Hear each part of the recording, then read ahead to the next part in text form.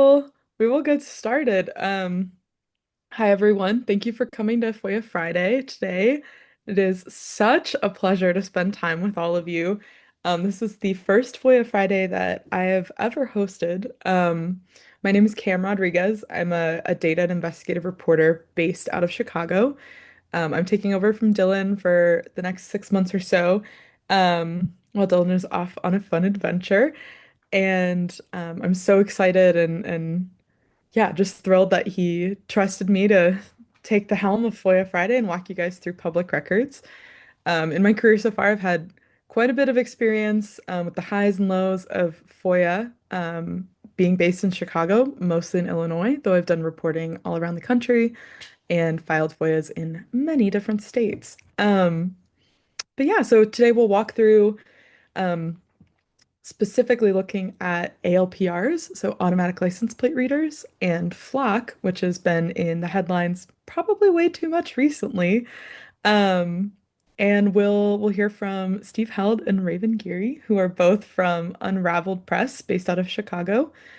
Um, and I will, yeah, and then I will field any questions or Q&A that you guys have towards the end. We'll walk through the reporting for probably about half the time, maybe a little over half.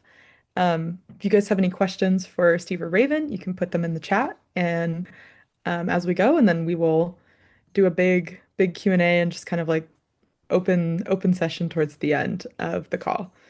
Um, but yeah, so without further ado, I'll introduce Steve and Raven. So Steve, and I'm reading off the Oh, Unraveled Press oh website.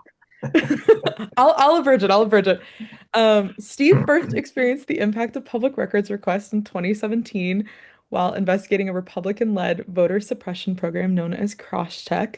Since then, he's done countless records requests as well as reporting, um, including security vulnerabilities in the system of Crosscheck and political candidates and their work, both good and bad, public officials, and has done reporting for People's Fabric, which is based out of Chicago. Raven, similarly, has worked as an independent journalist and researcher since 2020. Her freelance reporting spans a variety of publications from alt media to broadcast news, including photo and video. Um, from outing Proud Boys and racist cops to amplifying liberation movements in the streets, her body of work has always had one central focus, that the world should be better than we've made it to be, and journalism is but one tool we can use to illuminate how. And she previously worked at Jinx Press. What Um, an intro, Cam. yeah, well, what words you guys have given me? Those are great intros that you've written. Do you guys want to talk about Unraveled and the work that you guys do? Sure. I think I saw this term the other day, micro newsroom. And that is, I guess, the best description of what we are, right? Like it's just us two.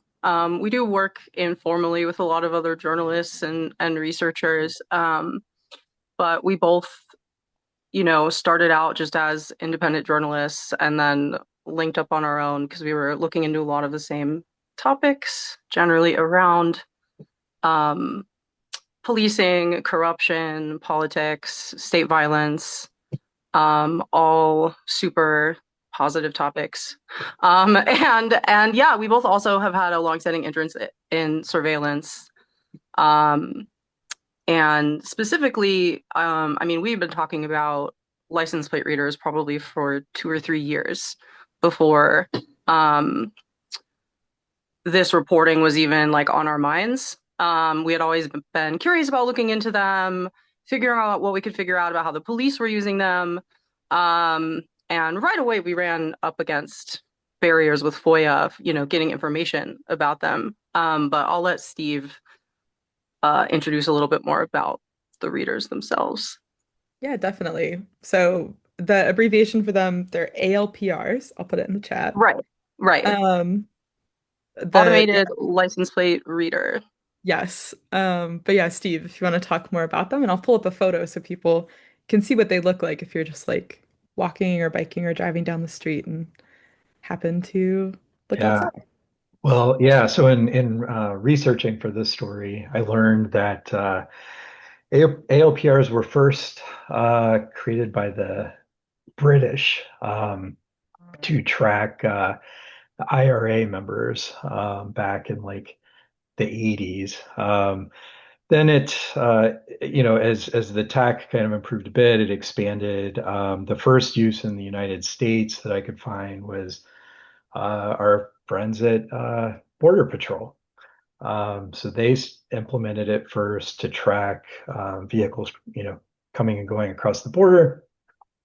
And then, police started adopting it. And early on, it was more of they were kind of like isolated devices, right? Like you would kind of clock like what vehicles were coming and going past a certain point and maybe, check to look, mostly like check to look for like stolen cars, or they even used it to um, like generate revenue, like follow, find people that had a bunch of unpaid tickets and they were going to boot them or something like that.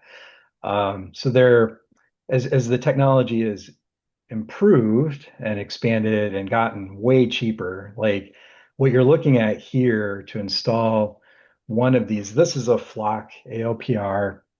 You can see they have like little solar panels on a lot of these so that they don't necessarily have to like provide their own power. And then uh, but these, I was gonna say this install here is like 3 grand is all it is. So like when we first started looking into this, we were looking at like, well, I'll get to the reporting later, I guess, but we are looking at like the money involved, and then but it's like not a ton of money when you look at like, Chicago Police Department gets like $2 billion a year. But that money goes a long way when you're talking about like this cheap tech. So all of these are networked now. And that's where this, like the law, I feel like the law hasn't really caught up with these because it's like a totally different, like kind of legal argument, I think, when you have these devices that are kind of isolated, just checking cars that are passing, or they can mount these on vehicles too. So they'll like, as they drive up and down streets, right, they can just get like notified that there's a car they're looking for. So, but as it's expanded and gotten networked, now it's like, I mean, I guess if you went to the extreme, right, where if you imagine like one of these, like every block, that's functionally no different than like a GPS tracker on everybody's car, right? Because you could track everybody everywhere they go. They're not quite every block, but they're pretty, a lot of the towns that we looked into had several hundred of these. Chicago, we found out, has over 1,300 of these around the city now between like fixed locations and on police vehicles. So it's a pretty big like dragnet that it's all networked. Um, they're sharing data across jurisdictional lines, across states. So a cop in, Texas can look up a license plate and see everywhere that they've been, in other states. And then they're adding like AI capabilities to these too. So then, it can start to um, not just read the license plate, but they like fingerprint cars. So they can like police even without a full plate number, they can even without any plate number, they can look up like I'm looking for a whatever, a gray Chevy Impala around this year, and it had a rear taillight damaged.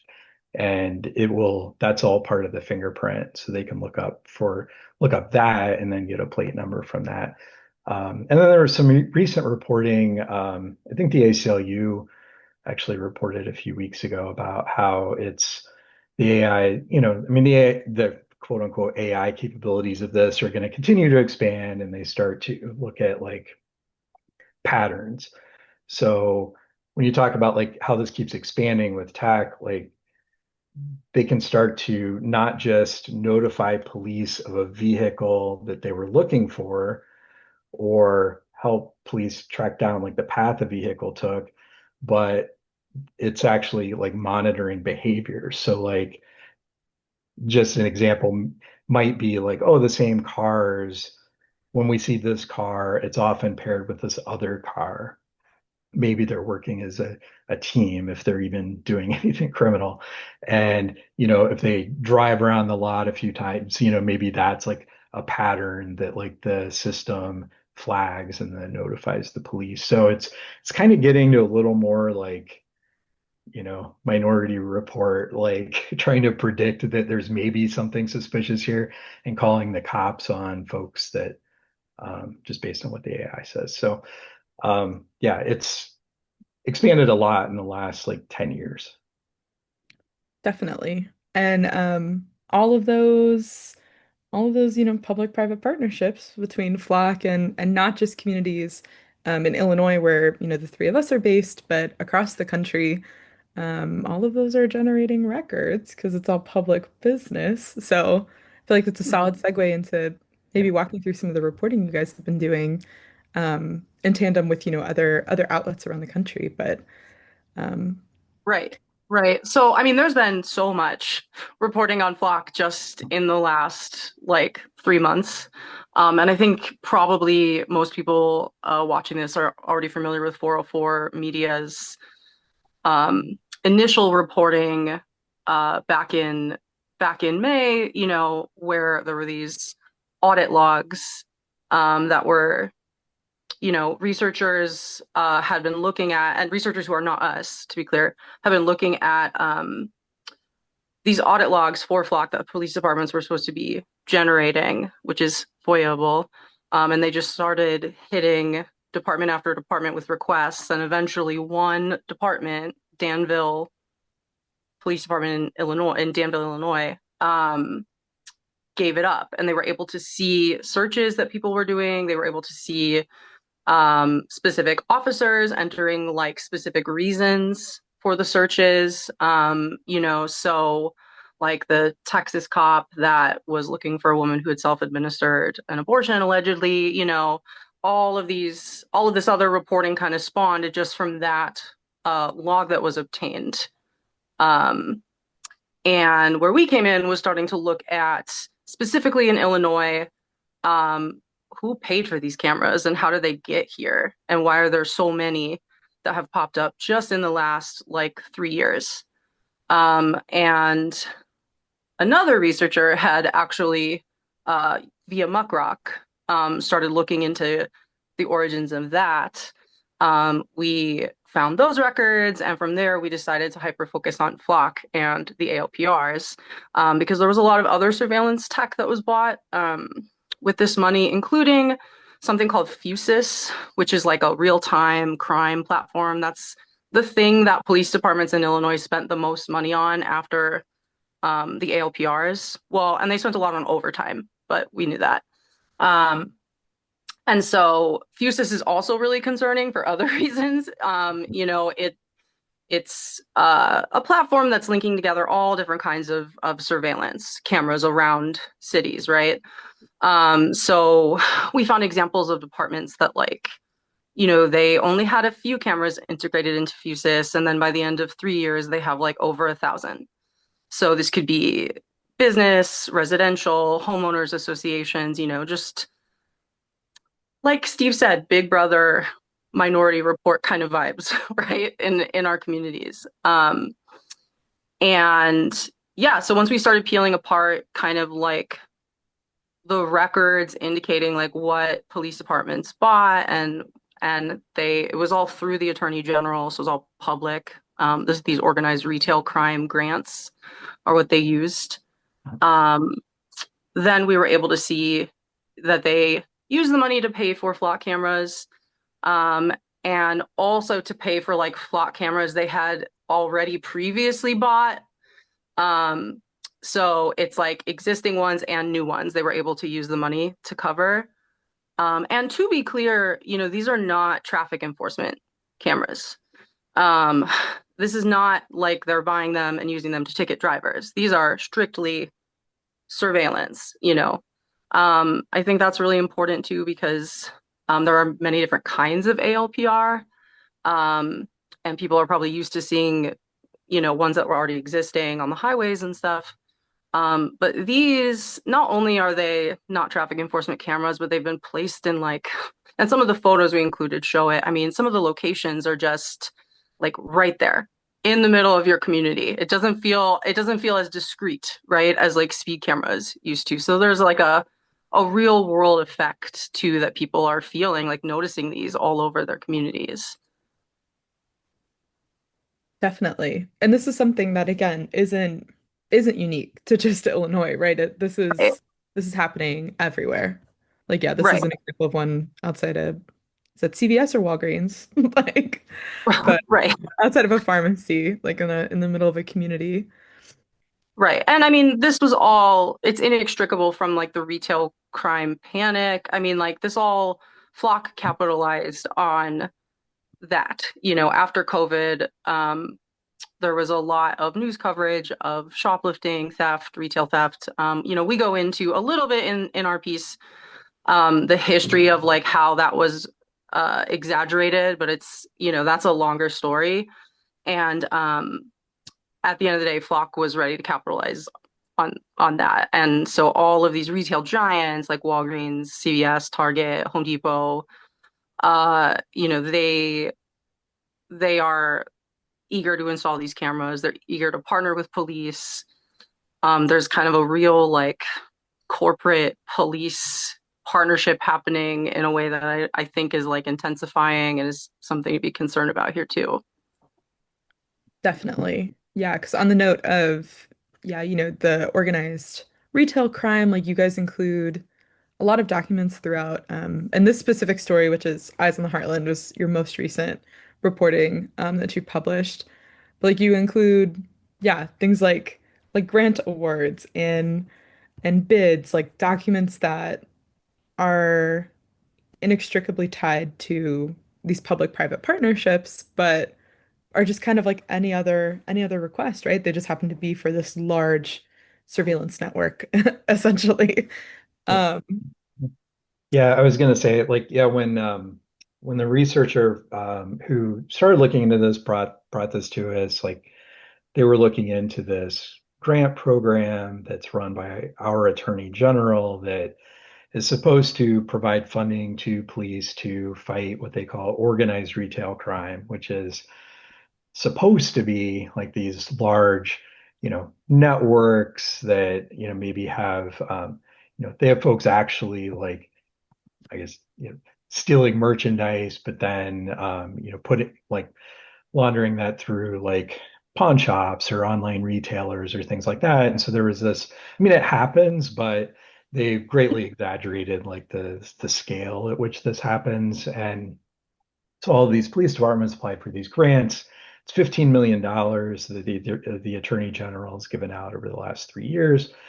And, they apply for these grants allegedly to fight this organized retail crime, but then they just put all these ALPRs around the malls. And so then they, catch a bunch of people just, um, doing like low level shoplifting. And so as we got these documents from the grant, that told us that gave us a pretty good idea of like who got the money, how much money did they get, and what did they at least plan on spending it on. And then we had to follow up with some of these to get like invoices to see how they actually spent it. We didn't get invoices from everybody, but enough that we could report out on it. Yeah, you can see we ended up taking all the data that we got and just mapped it here so that if somebody just wants to look up their town or something like that, they can get an idea of what their police department spent it on. But looking into the program, like we also, we wanted to see like, well, is this effective at all? Like, how are they actually using this tech? And looking at the terms of the grants, each department who gets a grant has to report out every quarter, like what their success stories are. And even though the guidance on the forum is like, remember, this is to fight organized retail crime, and so please frame, tell us how this helped you succeed. We then FOIA'd for all those progress reports, or we got all of them for. It took a long time because they're all coming from the AG, so there was kind of a rolling production of documents over the course of months as they gave those to us. And that was just for 2024. So we decided like a whole year's worth was like good enough. And we have started getting some of those for 2025 in, and there's no substantive difference in their results, but most of it is a lot of them, probably half of them, like, well, I think like half of them didn't even comply and file reports. And then maybe half of those that did, their updates were just like, we have nothing to report. And then most of the other ones were just like low level shoplifting and stuff like that. I think we found one that actually like busted a crime ring with the money that they got.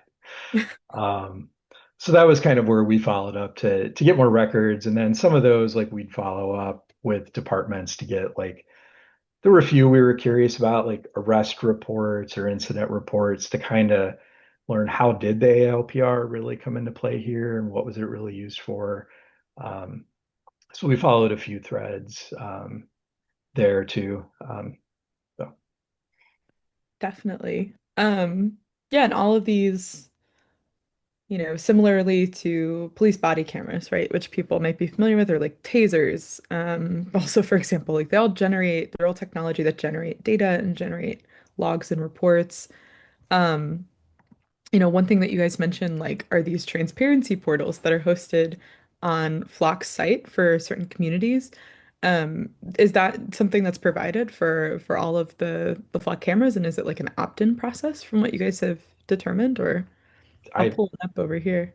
yeah, there's a few out there like yeah, so Springfield has one, Evanston, a few other suburbs, but most uh most departments that are using Flock do not seem to opt into this. I don't know why. But one of the things that we ran into, and I don't know, I only know the Illinois FOIA exemption on this, but one thing we ran into is like in 2023 when the legislature first added some language around using ALPRs, and I think their primary focus was to legislate we're not going to use ALPRs to track immigration enforcement or any like reproductive health care. Like those are two like legal exemptions. And when they did that, they also there were a few other things in there, but they also updated the FOIA law in the state that says I have the exact language in our document, but basically any records produced by the ALPR system are exempt, which is way too broad, in my opinion. Um, because I mean, the intent, I believe, and I look back actually at the transcripts in the legislature, and like they never even like debated the FOIA exemption at all. The intent is like you don't want to, a stalker, an abuser, somebody like that to be able to just Hmm. FOIA for somebody's license plate. I think we can all understand that and would not want people to, be able to look up everywhere we've driven. But it's so broad, and of course, the police generally don't want to provide any of this information. So most departments in the state have interpreted this broadly to say if you're asking about anything to do with ALPRs, it's exempt. So, like when Raven mentioned Danville gave up these records, the researchers who were trying to get the flock audit logs, it's my understanding they had been sending FOIAs to various departments and getting denied for over a year before they finally struck gold with Danville replying and providing a log. And because it's like the network audit log, so it shows if like a deputy in Texas runs a search and they, select Illinois or they just say search the whole nation, every department who's opted into that national search, it hits their system and that gets into this like network audit log. So really by there just being that one like weak link in the police like defense of trying to hide all this, once one produced it, then you could actually get a view into the entire network. So I think I mean, that's one thing I wanted to emphasize today. Just when you think about like impact, like that one set of logs from Danville led to basically all of the reporting that we kind of chronicled in this document that led up to this, like all that 404 reporting, that all came from that kind of one success with Danville. And so, yeah, I saw the question about do other states. That is a very good question. I don't know. I would be curious to know like how restrictive that is elsewhere, and especially since you can kind of see the whole network. Like if there is a state where it's more open, that would be a great place to target. Yeah. Well, I mean, that's a good segue into, go back to this transparency portal. You've got a whole section here for prohibited uses, which Mhm. includes immigration enforcement. That's Right. something that's been Flock's been in the headlines for recently, including in your reporting. Like, do you guys want to talk about how federal agencies have been abusing the Flock network that has been put up over the past, yeah, especially 5 to 10 years? Obviously across the country, but here in Illinois. Right. Right. Well, I think this is like a really important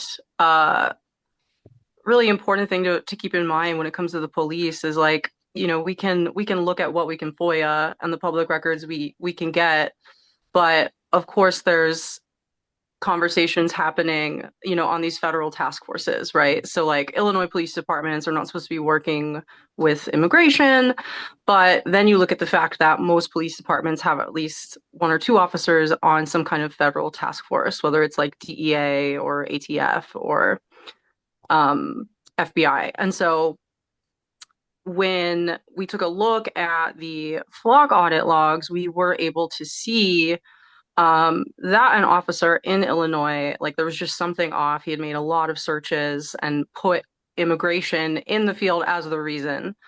Um, and they were all made within a short period of time. And we ended up FOIAing the Palos Heights Police Department just for investigatory records about what was going on there. And we were able to cite 404's reporting. The department was aware at that point of 404's reporting also. Um, and they sent us back, a memo outlining their investigation into what happened, which is about what we were expecting to get. But they also sent us group chat screenshots because for whatever reason, the higher up police officers who were investigating this detective, they made him show them his screenshots with these DEA agents who admitted, or at least one of them admitted to making the searches, to stealing his flock password. Not, well, stealing, I guess I should hedge my language there because the detective did give him the password, claims he didn't know he was using it for immigration searches. But yeah, another fun FOIA example of something that we honestly were not expecting to get. I don't know why the Village FOIA lawyer sent us this, but had we gotten a record back, that was just the memo, it would have included, like the memo included a mention of the texts, right? So we would have at that point then FOIA'd for them, which we do a lot with Chicago police. Like if there's an investigation, usually it generates something like an attachments report, like Mhm. here's all the videos we had to look at and the interviews we had to do. And so if you're looking into police misconduct, whether it's with CPD or another police department, those can be good things to ask for if you're aware that they exist. Figuring out like, well, what evidence did you look at to investigate something, and then asking for those pieces of evidence is something we've had success with in the past. But yeah, this just ended up being really funny because, the cops the other feds in the group chat aren't happy that now they can't flock plates using this detective's login. And around the same time that we did this reporting, there's been other reporting out across the country stemming from this audit log involving other federal agents using passwords they weren't supposed to have. I think the other one was I forget the state. It was like East Coast or something. It's like Mm. Virginia or North Carolina, somewhere over there. And there's just from my brief like browse through the entire audit log and like looking at the whole spreadsheet, I'm sure there's more examples. Like I'm sure it's very porous, like the sharing that's happening between local police and the feds and like their passwords and logins. This department didn't have two-factor authentication on. They like didn't have any of the very basic security measures that Flock recommends that they use um, activated in the first place, which doesn't like surprise me. But I think it's just like whatever the law is around sanctuary status or not assisting ICE, whatever the law on the books is, I think the reality on the ground in terms of like law enforcement sharing information, it's always going to be more porous just because of like examples like this group chat. Mhm. We've even seen officers who left their department to become feds, and the department let them keep their login Right, to Flock. right. That's wild. Yeah. Yeah, I mean, I'm sharing in the chat.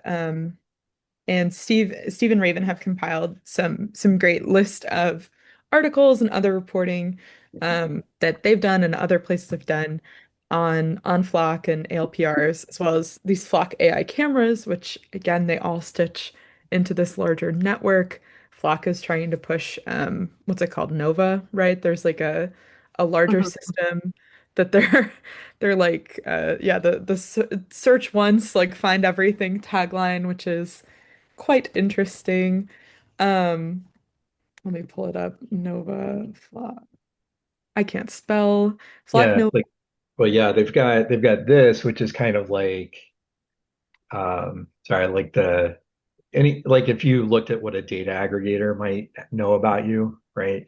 They're pulling that kind of information in. So when they look up a plate, they can, yeah, you've got to hear like get all sorts of other information about you that you might wonder like why when they just pull somebody over do they need to know like their family members and their associates and their job and their it's pretty creepy.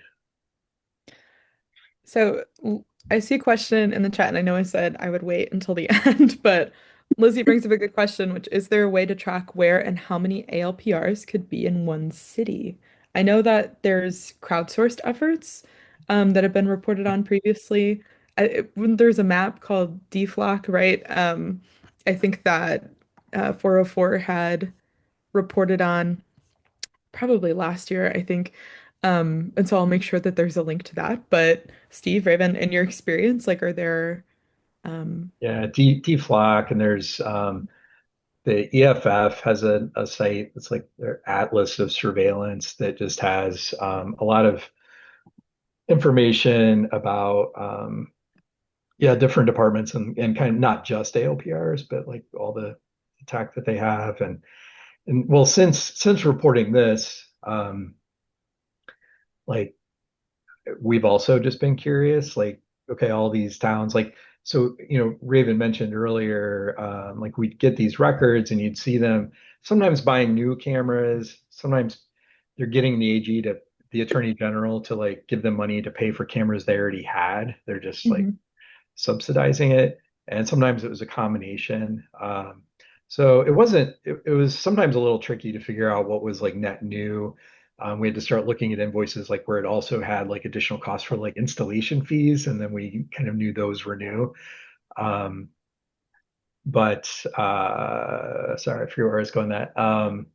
The counts. So, but we did want to kind of get a baseline on like what's out there. Like in reporting this, we reached out to CPD and got a number of like their 1,300 and however many they have. Some of the towns provided it, but since we reported this, I've started just FOIAing every department just to see how many they have. And it's funny because I've probably heard back from maybe 20 or so far. And most of them, it's no problem. Like and they're not even like, frankly, providing records. They're just telling me like, oh, we have, 32 fixed AOPRs and 10 for our vehicles, and that's it. some of this, I mean, some of the towns like Joliet, I think has like somewhere around like 280 in town. Like several, I found several that are close to three, like between 250 and 300, which is kind of crazy. But I've had two so far who have asserted that FOIA exemption I talked about to avoid even giving me a number, which is crazy. So I'm appealing those to the state public access counselor that we have in Illinois that will kind of adjudicate whether they followed the law or not. But like they're claiming it's a security issue to even tell us how many they have. So That's wild. yeah, Which is my personal opinion. yeah, But but yeah, so I mean, and I'll to everyone, kind of listening and watching on the call, I'll be sure to send a tip sheet out afterward. Along with like Kelly will send a recording of this along with the tip sheet.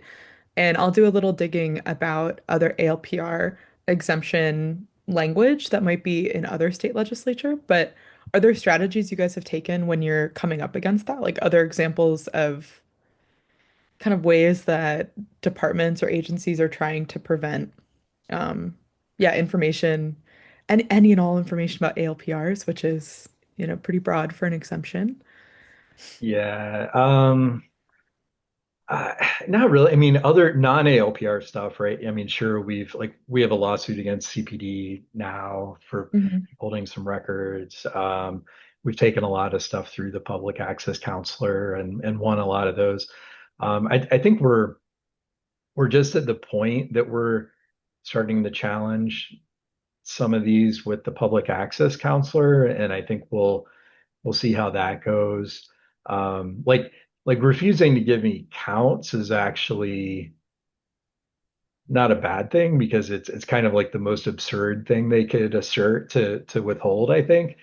So I think, I kind of want to see if we can get the public access counselor to push back on that or how they rule on that. And then I think seeing how they rule on that, and if they determine they have to give us at least that information, then that kind of moves the bar a little bit and kind of keep pushing a little bit. I mean, separate from that, I'd frankly like to talk to some legislators or folks about updating the law to be a little more specific. Because you really, I mean, when you look at when you look at everything that's come out about Flock, like I said, we only know all this because Danville gave up those audit logs. There's no, at least in Illinois, so I can't speak for outside of Illinois, but in Illinois, with these laws that prohibit the police from using it for certain purposes, but it's all in the honor system. Like there's no um, like they have these audit logs. There's no law that says they have to actually audit how their system's being used or how they're responsible if it's misused or auditing who has access to the system. There's nobody in like an oversight role that is looking at how departments are using it. And then journalists or researchers, just have to get lucky, somebody giving them some records. Where like if I mean I certainly think like audit logs and some of that backend information that has no privacy implications whatsoever should be up for grabs and should be easy to get, and then folks can actually look at are they doing what they say they're going to do. But right now there's just only accidental transparency into the system. Mhm. That's a good accidental transparency. Yeah. I Gotta mean, love when that happens. Less good than deliberate, um, intentional transparency, Mhm. but yeah. well, I think there's also, one thing we wrote about was communities sort of just rejecting Flock outright and saying, shut down all these cameras, has been happening across the country and even more just in the last like couple of weeks. So there's also an argument to be made, for like, look, maybe not even entrenching surveillance further, but how about we don't do it in the first place? Um, is there a reason we need to even be spending money on this versus other things that we know are more effective at like building our communities. So that's one reason why we also took a look at the progress reports and everything too. But even if they had shown amazing progress, I think fundamentally I would still be like, hey, let's not have surveillance cameras. The issue with these with Flock and with these cameras too is like your vehicle is linked to so much personal identifying information about you. Um, and what we're seeing now with immigration, especially, is these federal tactical teams in DC, um, and soon to be here and elsewhere are doing a lot of traffic stops. Um, there's plenty of reason to suspect and suggest that they are using ALPRs, through some of these operations. And I just think like from a safety perspective, um, this all feels really dangerous. It feels like we shouldn't be tracking vehicles like this. And whatever state laws you might have, like prohibiting cooperation with ICE, it just feels like the feds themselves are such a black box. Like it's really hard for us to get information about like federal law enforcement operations in the first place. So it's really hard for us to even know like uh how much are they using these cameras and like what do they allege they're stopping so many people for? I mean, like there's not a lot of transparency either into these arrests that are currently happening. So people are really concerned um about Flock and about ALPRs now. So I hopefully this reporting and this story can give people a lot of different threads to pull at. There's a legislation piece and also like other responses too. Yeah, like Definitely. that story cam that you just had up was like, so our Secretary of State said after it came out that Flock insisted for a long time that did not have any direct they did not have any federal clients and did not provide any direct access um, to their system.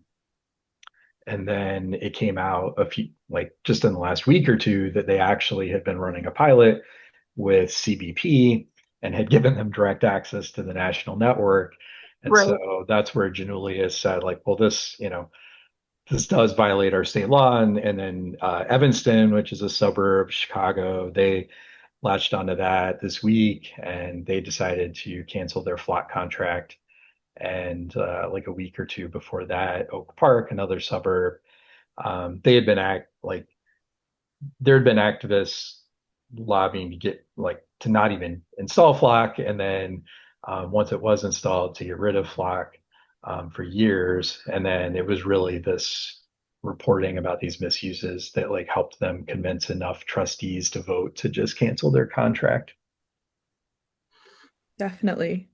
So we'll get into a Q&A here in a bit if people have any questions that they want to put in the chat or in the Q&A feature. But I guess to wrap, like now that, you've gotten your hands on some of these documents, more and more reporting is coming out, especially since those audit logs were shared in May.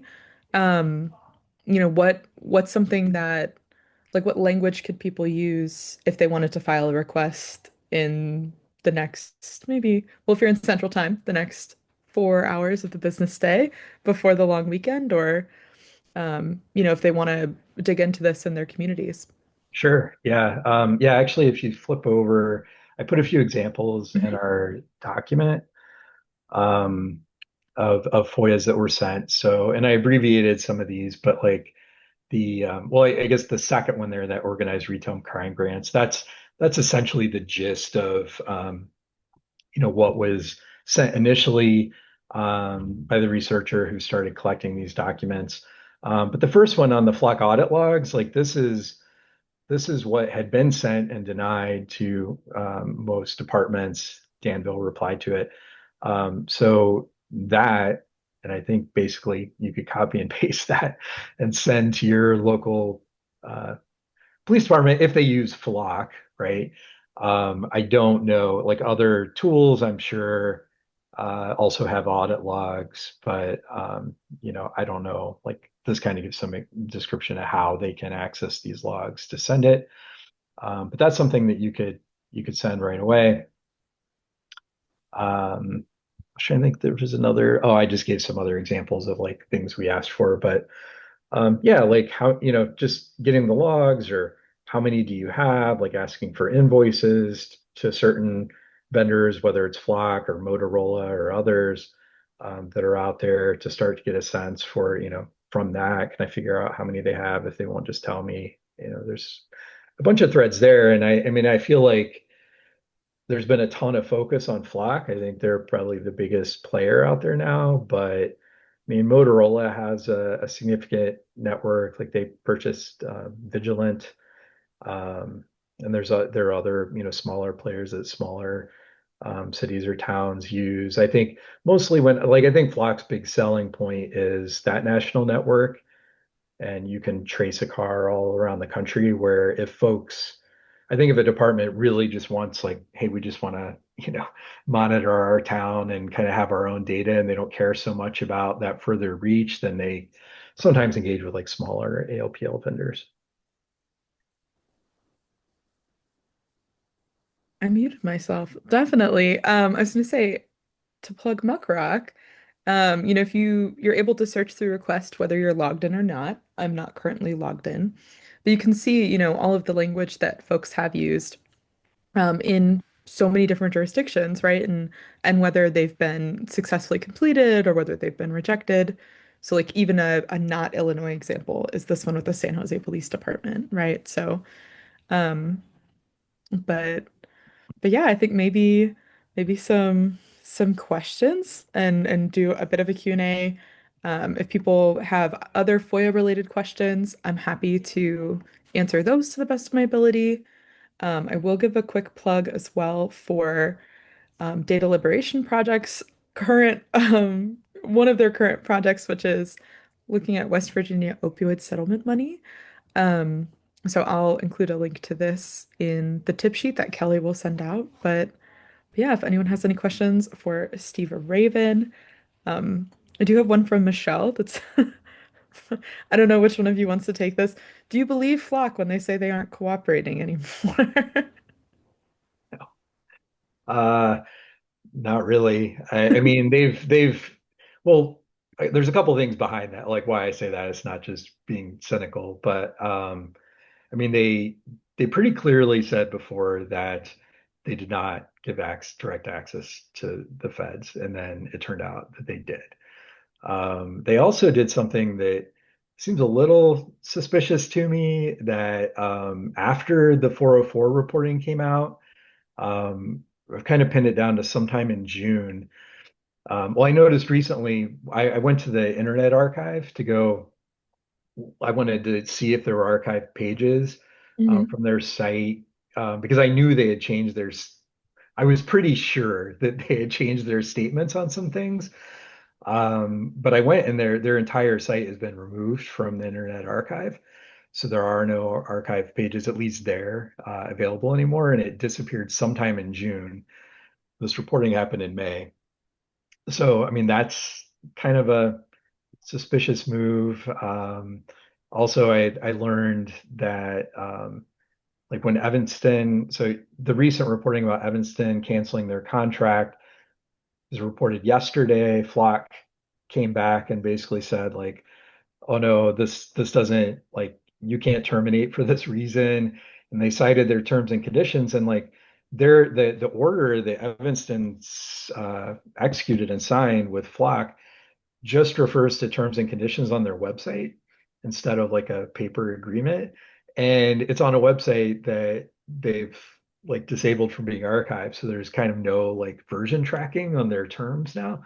There's just, and obviously there are other archive sites. Like I started archiving like some of their stuff on like archive.ph, um, so that I can at least go back and look at some stuff. And it's there. But yeah, there's just been a few things that they've done, and even in Oak Park, several of the trustees just felt like from their experience they weren't really trustworthy. So I wouldn't put a lot of stock in what they say. And their fixes are like their fix for preventing people from using it for immigration enforcement is like they have to give a reason when they search, and it's literally just a text box where you can type in anything. Right. And so their thing is like, well, if you type in immigration or abortion or something like that, we'll block it. It's like, well, do you just block it and then they change it to, you know, investigation, or literally they can just type in anything there, and then run their search. So it's like a lot of, security theater with some of this stuff. There's just not any meat behind it. And then they just put the blame back on law enforcement for not, ultimately they just say like, well, it's your problem to make sure people use it legally. So Right. I mean, the other reason to just be skeptical of their claims is because the interconnectivity is their sales pitch. Like they are marketing this technology based on how connected the network is and how mhm. many different searches you can do. And I mean, so it doesn't even make any sense, like from a business perspective, that they would be telling the truth there. So yeah, it just seems the fix is, they also mentioned, I think, um, requiring that cops use, like, didn't they say they were requiring cops to enter a case number? Yeah. Which, like, I don't know why we should trust that, like, Mhm. so we're investigating somebody, and I mean, it feels like you could come up with a case number for a lot of things. It doesn't mean it's legitimate. Right. Um, so yeah. Definitely. And one of the other things that Steve had raised is the Atlas of Surveillance. So these kind of go part and parcel of almost like that pre-FOIA homework, right? Of figuring out maybe what places might be of interest. Like if I just search like Akron, Ohio, one of my favorite places other than Chicago. Um, it shows you the different types of cameras and other surveillance, including 145 flock safety cameras. Yeah, links to local news clips and then vendor info, bids, things like that. So, um, yeah, and then they've got a handy export tool as well. So, I'll make sure to include a link to this in the tip sheet because this is such an invaluable resource. I'm glad you brought it up. I completely forgot about it, but um, Well, they just asked us for our data for our map so they could plug it in here. So it was kind of top of Right. mind. So eventually, I everything's think the hand stuff in that's in our hand. map will get added here. So Definitely. Well, I think yeah, if there are any other questions for Stephen Raven, after the fact about ALPRs, I'll be sure to pass things along and definitely keep tabs on their reporting.